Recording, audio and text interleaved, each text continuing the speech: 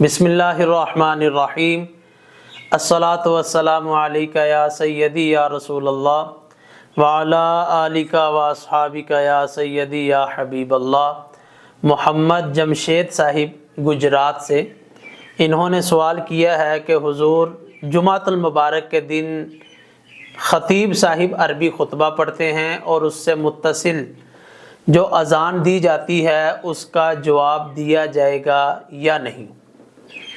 تو جواباً میں آپ کو چند چیزیں پیش خدمت کرتا ہوں، توجہ سے سماعت بھی کیجئے گا، دوسروں تک بھی پہنچائیے گا۔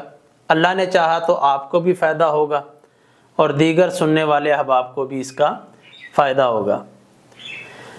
آپ کا جو سوال ہے وہ صرف اذان کے جواب کے حوالے سے ہے۔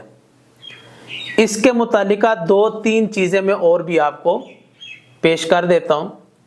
نمبر ایک، اذان کا جواب نہیں دیا جائے گا۔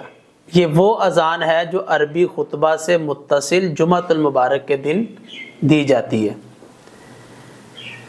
اچھا، پھر اذان کا جواب بھی نہیں دیا جائے گا، اسی کے ساتھ ساتھ عربی خطبہ میں لفظ محمد آئے، اذان کے اندر اشہد ان محمد الرسول اللہ یہ آتا ہے، تو درود شریف بھی زبان سے نہیں پڑھا جائے گا، یعنی درود شریف بھی زبان سے نہیں پڑھا جائے گا، اذان کا جواب بھی نہیں دیا جائے گا، اور عربی خطبہ کے اندر بھی اگر لفظ محمد آئے تو درود نہیں پڑھا جائے گا۔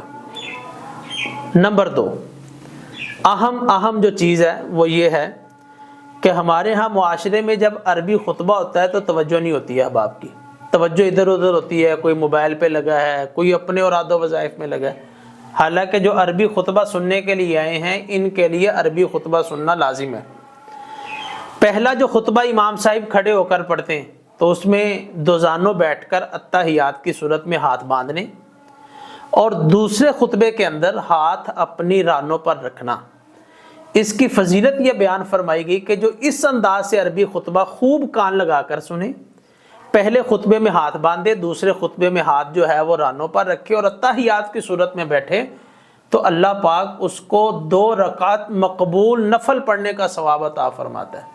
ہم نفل پڑھتے ہیں، پتہ نہیں قبول ہیں یا نہیں، لیکن بئی صورت اگر کوئی خطبہ سنتا ہے تو اللہ پاک اس کو 2 رکعت مقبول نفل پڑھنے کا ثواب عطا فرماتا ہے۔ اچھا، تیسری جو اہم چیز ہے وہ بھی ذہن میں رکھی جائے، ہمارے معاشرے کے اندر یہ دیکھنے میں آتا ہے کہ 2 خطبوں کے درمیان خطیب صاحب بیٹھتے ہیں۔ اب خطیب کے لیے سنت یہ ہے کہ وہ ہاتھ اٹھا کر دعا کرے، اور مقتدی کے لیے مستحب یہ ہے کہ وہ دل کے اندر ہی دعا کرے، ہاتھ نہ اٹھائے۔ ہمارے ہاں دیکھنے میں آتا ہے کہ مقتدی بھی ہاتھ اٹھا لیتے ہیں، خطیب صاحب بھی ہاتھ اٹھا لیتے ہیں، گناہ گار تو نہیں ہے، لیکن مستحب عمل یہی ہے کہ خطیب ہاتھ اٹھا کر دعا کرے اور مقتدی جو ہے یہ دل کے اندر ہی دعا کرے۔ تو آپ کا سوال تھا اذان کا جواب دینے کے حوالے سے، تو اس سے متصل جو چیزیں تھیں وہ بھی میں نے آپ کو بیان فرما دی۔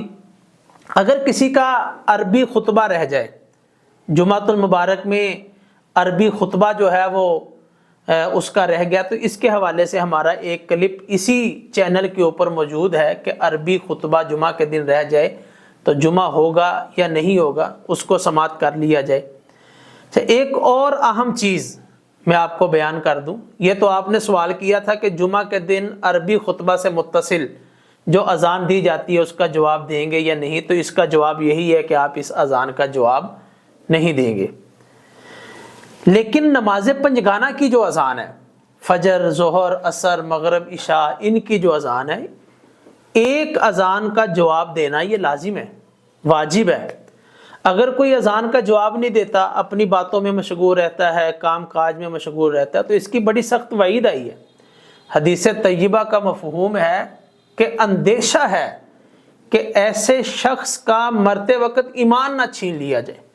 اگر ایمان چھین لیا گیا تو عبادت کاہے کی، نماز کاہے کی، روزے کی فضیلت کیا حاصل ہوگی، حج و عمرہ کی کیا فضیلت حاصل ہوگی، اعمال برباد ہو جائیں گے اگر ایمان چھن گیا۔ تو اذانیں ہوتی ہیں، نماز پنجگانہ کے لیے بلایا جاتا ہے، مؤذن جب اذان کہے تو توجہ کے ساتھ اذان سنی جائے اور اس کا جواب دیا جائے۔ اور رہی بات اس اذان کی جو جمعہ کے دن عربی خطبہ سے متصل ہے تو اس کا جواب نہیں دیا جائے گا، توجہ سے سنا جائے گا، لفظ محمد پر درود بھی نہیں پڑھا جائے گا۔ دونوں خطبوں کے درمیان دعا کی قبولیت کا ارشاد فرمایا گیا کہ اگر کوئی اس دوران دعا کرتا ہے تو قبولیت کے چانسز بڑھ جاتے ہیں۔ دونوں خطبوں کے درمیان مقبول وقت ارشاد فرمایا گیا کہ اس وقت کے اندر اللہ پاک دعا کو رد نہیں فرماتا۔ جو مسائل میں نے اذان جمعہ کے حوالے سے اور عربی خطبہ کے حوالے سے بیان کیے، اللہ پاک ان مسائل کو یاد رکھنے، دوسروں تک پہنچانے کی ہم سب کو توفیق نصیب فرمائے۔